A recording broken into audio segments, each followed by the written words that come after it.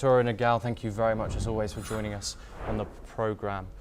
We now move to Europe. We stay in Europe where at least 19 people were killed and nearly 300 have been wounded after Russian missiles struck Ukraine's central Dnipro-Petrovsk region, according to local officials.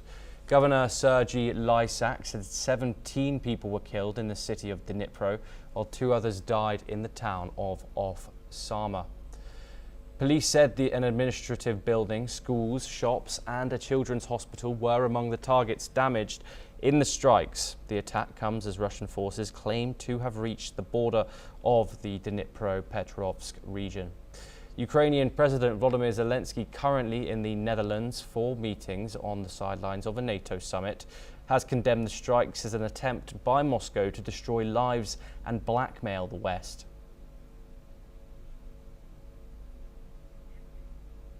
We move over to the United States now, where former New York Governor Andrew Cuomo has officially conceded the Democratic mayoral primary to progressive challenger Zohran Mamdani, with 90% of the ballots counted.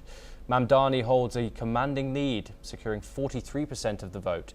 Cuomo addressed his supporters at an election night event, saying tonight was not our night. He confirmed he called Mamdani to congratulate him on his win.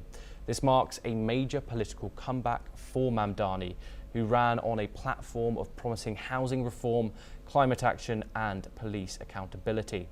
For Cuomo, this loss represents a stumbling block in his attempt to return to political office after his 2021 resignation. Let's listen in to what the former New York Governor Andrew Cuomo had to say. I'm very proud of the campaign that we ran, and I'm proud of the effort that we put forth, and I'm proud of the issues that we discussed. But tonight was not our night. Tonight was Assemblyman Mamdani's night. I called him, I congratulated him, I applaud him sincerely for his effort, and let's give him a round of applause and thank him for his campaign.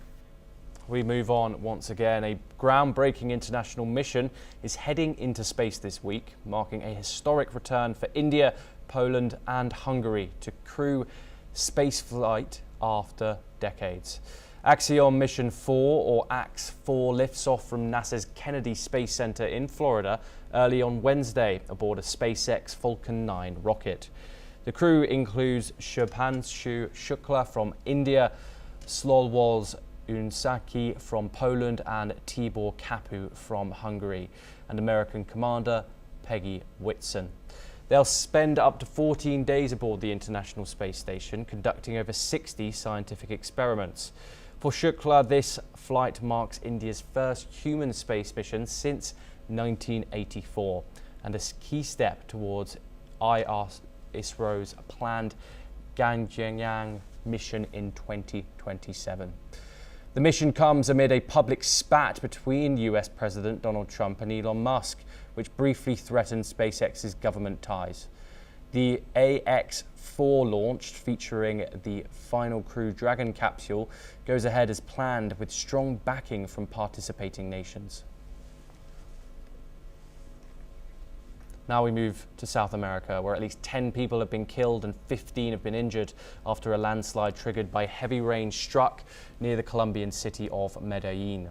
The slide occurred in the municipality of Belo, where authorities had earlier warned locals to evacuate due to landslide risks. The landslide followed flooding in a nearby ravine. Antioqua's governor confirmed the casualties. Rescue teams and locals are continuing to search for survivors.